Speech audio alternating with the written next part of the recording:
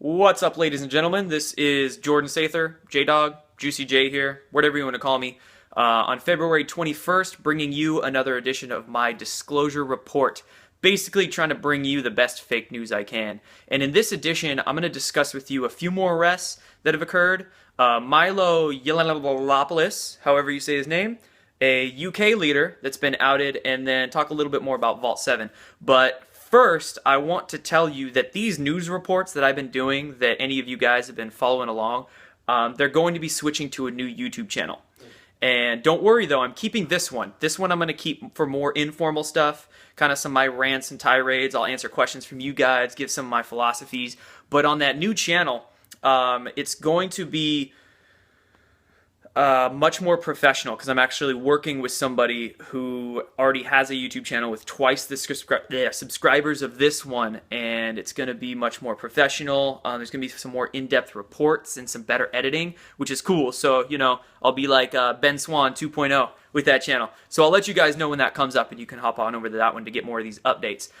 Next, in one of the following videos I'm going to do to this one, I'm going to discuss how Pizzagate and how these pedophile arrests tie in specifically to the UFO and extraterrestrial disclosure issue, because we tend to have very compartmentalized minds, very left-brain minds, because that's how our human farmers groom us. They don't want us to think holistically and to put things together, but that's what I'm trying to do in these videos for you guys, try to piece things together. So that's what I'm going to do in that video, because the extraterrestrial issue is directly tied into this Pizzagate issue, and not a lot of people are quite aware how, so I'll tell you about that. Anyway, moving on, we've had some more arrests, right? And I found an article from Neon Nettle, that alternative news organization, which is pretty big. They have 500,000 likes on Facebook, so it's pretty cool that they're covering some pedophile arrests. Anyway, that article that I'll link down below is discussing something that occurred a couple days ago, where the FBI pulled an operation called Operation Cupid's Arrow, and they arrested 12 people around the country. Now, 12 people, I know that's not quite a quantity thing we quite desire, but sometimes quality is a little better than quantity. And we've already had quantity, right? 1,500 people of the lower level operations rounded up in like 3 weeks. That's quite a bit. And these ones, though, only 12 people, but the quality is what's crucial here, because I'll just name 3 of the people and what they do real quick. One guy's named Dayton Kramer. He was actually an Army colonel and a pretty high attorney at Florida State University. This weirdo was caught. And William Hall, who was a medical director and actually a doctor in my home state of Washington here. And then lastly, a third person, Michael Chmielewski. Not quite sure how to say his name, but this guy was actually a student in Florida. He worked at the House of Representatives, and he oversaw like some teenage camp program or something like that. So he was encountering a couple hundred kids per year. So these are 3 people of the 12 that were rounded up. But imagine, right? What's the information we're going to get from them? So that's what's notable here. Sometimes quality is better than quantity. Remember, just last week we had, what's his name? Alderman Thomas Katziantonis rounded up, the dude that owned 3 pizza shops in New Hampshire and was actually on State of Representatives in New Hampshire. They completely raided his stuff, so just imagine what kind of good information they're finding. So it's just going to get more exponential from here. Next, the UK leader. This one's huge, because this one, we had a police chief in the United Kingdom go on record stating that a former prime minister, his name was, I have it here, Sir Edward Heath, he literally said it's 120% real that this dude was a massive pedophile and involved in this Luciferian network. We had more than 30 people come out to this police chief and state that they were victims of his. And this guy, Edward Heath, was directly connected to Jimmy Savile in the 70s and 80s. So this is a big name from overseas, from the UK, getting blown up, and there's already been enough scandal over there with the Jimmy Savile issue. So like I said, exponential. So moving on. Milo Yiannopoulos, this dude, right, he's been all over the mainstream media the past couple days being lit up for some pedophile comments, right, which is great. I think it's freaking hilarious, because we have the pot calling the kettle black here, right? The corporate deep state Pizzagate is fake news organizations calling Milo a pedophile sympathizer, which now I don't know Milo. I've never followed this dude's work. I've never heard anything he says. All I really know is that he's some gay dude that's like a face of the alt-right movement. That's all I'm aware of. I mean, I don't doubt that he's been around some pedo stuff in the past, right? Getting to those high levels in media and Hollywood and politics and whatnot, you're going to see some nasty stuff. But what's obviously going on is the mainstream media is trying to use any dirt and any trick they can in the book to frame not only Trump, but a lot of the Trump pets, a lot of the Trump supporters as sickos.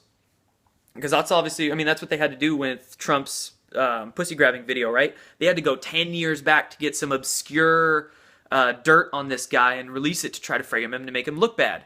Now, of course, you know, pussy grabbing, it's not the best thing to say, especially when you're trying to be president of the United States, but let's be real, Trump is showing our collective shadow back to us.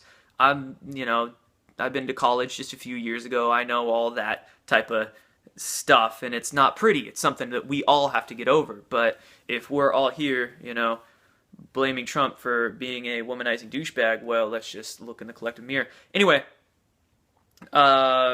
it's just hilarious. Also, let me keep going here with this Milo issue, not try to rant too much. But the group that's coordinating this attack on him is called Share Blue, formerly known as Correct the Record.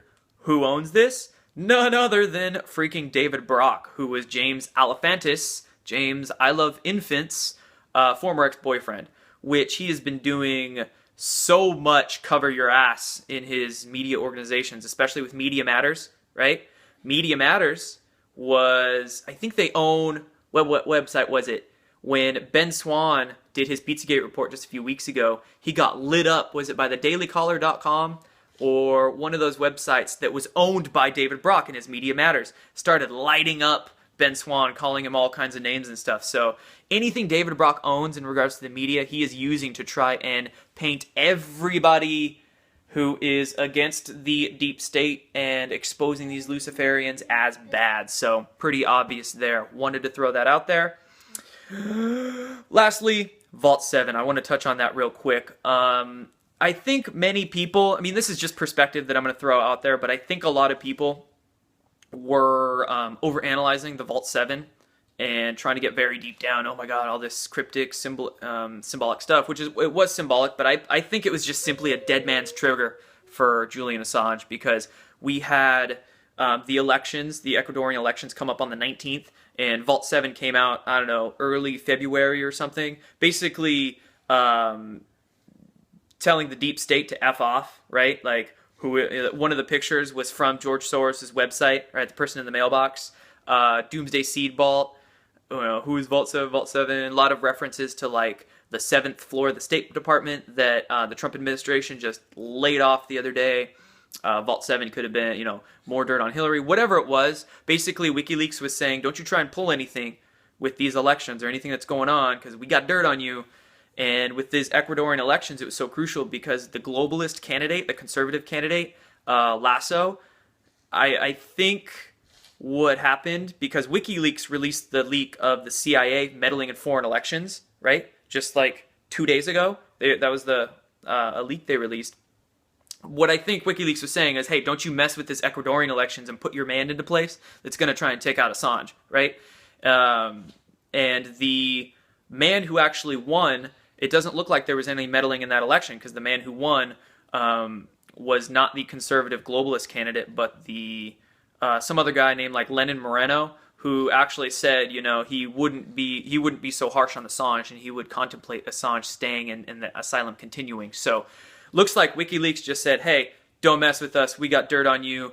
The Ecuadorian elections looked to be fair. They released some more dirt on the CIA, and of course the CIA is pulling all the tricks they can in the book against the Trump administration and everybody trying to out them. So keep continuing back for these reports. I'm going to keep trying to piece everything I come across together in these separate videos. I'll piece grander topics together. Oh, and also, I mean, in regards to that new YouTube channel that will be coming up, I'll let you guys know when it is up. In the meantime, I'm going to be uploading everything to this. And lastly, thank you all for supporting me with your kind comments, your likes, your shares. People who have been donating to me as well. I don't think you understand how humbling it is for me to have people donate to me because they like the words I say. So, been called pretty crazy and whatnot for a while for the things I think. So it's good to find my tribe. So thanks to the internet for that. Anyway, more coming soon, guys. Peace.